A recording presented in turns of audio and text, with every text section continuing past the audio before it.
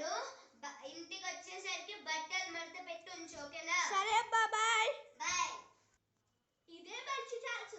అమ్మ బయటికి వెళ్ళింది, ఇల్లంతా శుభ్రం చేసి అమ్మతో బాగు కట్టేయాలి. 2 hours later.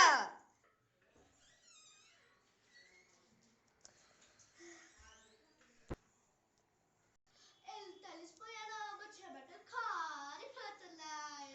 మరి ఏం చేశారని? బట్టలు తిక్కా, గిల్లలు కడిగా, కసు కొట్టా, తడి బట్ట పెట్టా, ఇల్లు చేశాను. అమ్మ చెమటలు కారుకుంటుంటాయా? బట్టలు మడత పెట్టావా? లేదబ్బా. అన్ని సగం పడలేగా మరి చేసేది. రేపు పొద్దున మొగుడింటికి వెళ్ళాక మీ అత్తారాళ్ళు నన్ను అంటారు సగం పనులు నేర్పించారని. అబ్బా, నేను ఇల్లు పనులు చేశా కదమ్మా, మళ్ళీ పక్కన పెట్టి చెయ్యాలి. దాని పని కోసం ఎందుకమ్మా గొడవ పడతావు? ఎందుకంటే నేను చిన్నప్పుడు కూడా మా అమ్మ నన్ను చాలా తిట్టేది. ఆ తిట్లు balance ఉండిపోతాయని తిడుతున్నా.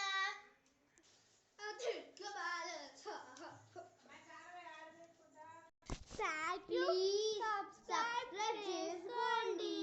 Thank you for seeing hour video. Thank you very much. Share, comment and subscribe and like also.